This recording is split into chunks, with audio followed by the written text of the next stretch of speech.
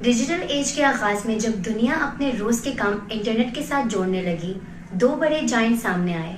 دونوں نے human connection کا مستقبل بننے کی کوشش کی۔ ایک تھا سرچ انجن جو دنیا کی معلومات کو آرگنائز کرنے کا وعدہ کر رہا تھا، اور دوسرا ایک نیا سوشل نیٹ ورک جو ہر انسان کو جوڑنے کا خواب دیکھتا تھا۔ یہ کہانی ہے فیس بک اور گوگل کی، ایک ایسی جنگ جو انٹرنیٹ کی شکل اور ہماری زندگیاں ہمیشہ کے لیے بدل دے گی۔ 2000 کے آغاز میں دو ٹیک جائنٹس نے ایک ایسی جنگ کی بنیاد رکھی جو ڈیجیٹل دنیا میں برتری کے لیے ہوگی۔ فیس بک اور گوگل۔ گوگل جو 1998 میں لیڈی پیج اور سرگے برن نے بنایا تھا، پہلے ہی اپنے آپ کو سرچ انجن کا بادشاہ ثابت کر چکا تھا، جس نے انٹرنیٹ پر لوگوں کے لیے معلومات تک رسائی کو انقلابی طور پر بدل دیا تھا۔ یہ ایک سرچ انجن نہیں تھا، یہ انٹرنیٹ کا گیٹ وے بن گیا تھا۔ جیسے جیسے گوگل نے اپنا دائرہ بڑھایا، یہ ڈیجیٹل ایڈورٹائزنگ میں بھی حکومت کرنے لگا۔ اپنے سرچ انجن کو استعمال کرتے ہوئے ایڈورٹائزرز کو اپنی طرف کھینچ کر ایک مضبوط ریونیو سٹریم بنایا۔ لیکن 2004 میں ہارورڈ کے ایک جوان اسٹوڈنٹ مارک زکربرگ نے فیس بک لانچ کیا، جو پہلے صرف ہارورڈ کے اسٹوڈنٹس کے لیے ایک سوشل نیٹ ورک تھا۔ یہ بظاہر پروجیکٹ جلد ہی دوسری یونیورسٹیز تک پھیل گیا، اور 2006 تک یہ کسی بھی شخص کے لیے جو 13 سال سے زیادہ عمر کا ہو کھل گیا۔ فیس بک کا بڑا ہوتا ہوا سفر سب کو حیران کرنے والا تھا۔ یہ صرف لوگوں کو جوڑنا نہیں تھا، یہ ان کے انٹریکٹ کرنے، شیئر کرنے اور معلومات کنزیوم کرنے کا طریقہ بدل رہا تھا۔ جو چیز فیس بک کو الگ بناتی تھی وہ اس کا پرسنل ڈیٹا پر فوکس تھا، لائکس، انٹرسٹ، بیہیویئر، جس سے یہ کانٹینٹس اور ایڈز کو ہر شخص کے لیے خاص طور پر ٹیلر کرتا تھا۔ جیسے جیسے فیس بک کا اثر بڑھتا گیا، گوگل نے اس امکانات کو دیکھا اور سوشل میڈیا میں انٹرفیئر کرنے کا فیصلہ کیا۔ لیکن گوگل کی کوششیں ایک کامیاب سوشل نیٹ ورک بننے میں مشکلات کا شکار رہی۔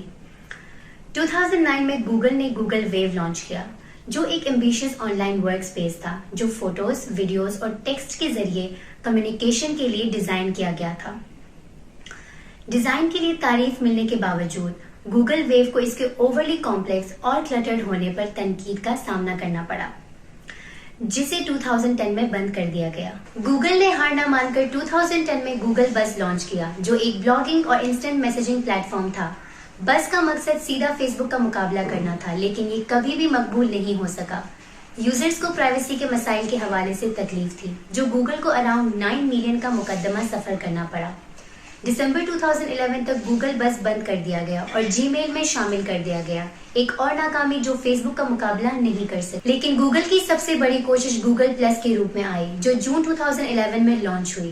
گوگل پلس فیس بک کا سیدھا چیلنج تھی، جس میں سرکلز جیسے ایلیمنٹس شامل تھے جو کانٹیکٹس کو آرگنائز کرنے کے لیے تھے اور دوسری گوگل سروسز جیسے یوٹیوب اور گوگل ڈرائیو کے ساتھ انٹیگریٹ کرتی تھی۔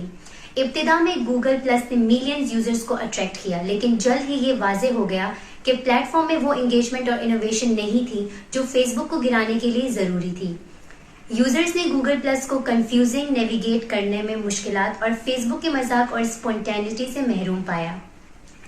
پلیٹ فارم کے فیچرز جیسے سرکلز یوزر سے زیادہ محنت طلب کراتی تھی، جس کی وجہ سے ایکسپیرینس اتنا پسندیدہ نہیں تھا۔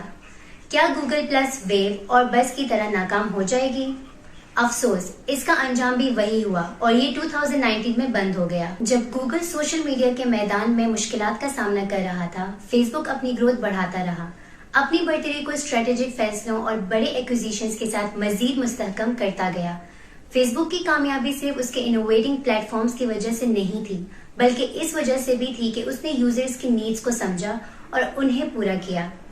فیس بک نے فیس بک میسنجر، فیس بک لائیو اور فیس بک گیم جیسے سبسیڈاری ایپلیکیشنز انٹروڈیوس کیے، جو یوزرز کو پلیٹ فارم پر زیادہ دیر تک انگیج رکھتی تھی۔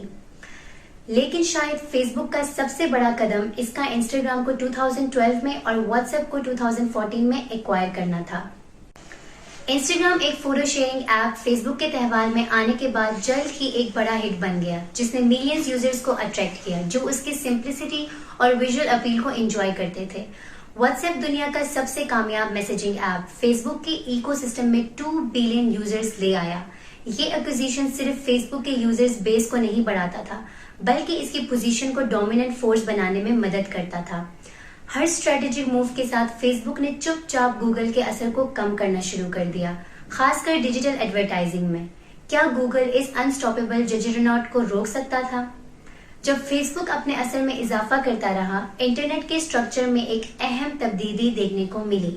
جو انٹرنیٹ پہلے ایک ڈی سینٹرلائز نیٹ ورک کے طور پر تصور کی گئی تھی، وہ اب آہستہ آہستہ سینٹرلائزڈ ہوتی جا رہی تھی، جہاں کچھ ہی کمپنیز جیسے فیس بک اور گوگل آن لائن ایکٹیویٹی کا بڑا حصہ کنٹرول کرتے ہیں۔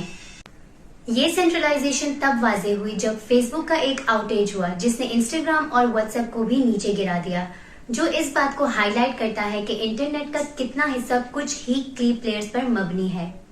یہ واقعہ ایک اہم سوال ریز کرتا ہے، ہم یہاں کیسے پہنچ گئے؟ انٹرنیٹ کو ایک ڈی سینٹرلائز نیٹ ورک بنایا گیا تھا جو کسی ایک فیلئر سے محفوظ ہوتی۔ ڈی سینٹرلائزیشن کا تصور کولڈ وار کے دوران پیدا ہوا، جب یو ایس کو ڈر تھا کہ اگر سوویت میزائل اٹیک کرتا ہے تو اس کا سینٹرلائز کمیونیکیشن سسٹم تباہ ہو سکتا ہے۔ اس کے جواب میں سائنٹسٹ جیسے جے سی آر لکلائڈر نے ایک جیلیٹک نیٹ ورک کا آئیڈیا پیش کیا جو کچھ حصوں کے تباہ ہونے پر بھی کام کرتا رہتا۔ یہ آئیڈیا آرپا نیٹ کے ڈیولپمنٹ میں مددگار ثابت ہوا، جو انٹرنیٹ کا آغاز تھا اور یہ ایسے ڈیزائن کی گئی تھی کہ ریسیلینٹ اور ڈی سینٹرلائزڈ ہو۔ لیکن جیسے جیسے انٹرنیٹ کا ایوولوشن ہوا، یہ واضح ہو گیا کہ سینٹرلائزیشن نے جگہ لے لی ہے۔ اب فیس بک، گوگل اور کچھ اور کمپنیز انٹرنیٹ کا بڑا حصہ مینج کرتے ہیں، اور جب ان میں سے کوئی گرتا ہے تو اثر گلوبل ہوتا ہے۔ یہ سینٹرلائزیشن انٹرنیٹ کا اصلی مقصد کے خلاف ہے اور یہ سگنیفیکنٹ رسک پیدا کرتا ہے۔ اگر گوگل کے سرورز کریش ہو جائیں تو کیا انٹرنیٹ کا سلسلہ جاری رہ سکے گا، یا ہم ان ٹیک جائنٹس پر زیادہ ڈیپینڈنٹ ہو گئے ہیں؟ ان کنسرنز کے جواب میں بہت سے ایکسپرٹس جیسے ورلڈ وائڈ ویب کے کریٹر ٹم برنرز لی ایک ڈی سینٹرلائز انٹرنیٹ پر واپس جانے کا ایڈوکیٹ کرتے ہیں، جو اکثر ویب 3.0 کہلاتا ہے۔ برنرز لی ایک پلیٹ فارم پر کام کر رہے ہیں جسے سالڈ کہتے ہیں، جو انڈیویجولز کو اپنے ڈیٹا کو کنٹرول دینا چاہتا ہے، بجائے کہ یہ ڈیٹا بڑی کمپنیز جیسے فیس بک اور گوگل کو دیا جائے۔ سالڈ کے ساتھ ڈیٹا کو پرسنل پورٹس میں اسٹور کیا جائے گا اور ڈی سینٹرلائز ایپس کو سینٹرلائز سسٹمز کے بدلے میں یوز کیا جائے گا، جو آج ہم استعمال کرتے ہیں۔ ویب 3.0 انٹرنیٹ کا ایک ایسا ویژن ہے جہاں کوئی بھی ایک کمپنی زیادہ پاور نہ رکھتی ہو اور سسٹم ریزیلینٹ رہ سکے اگر کوئی حصہ فیل ہو جائے۔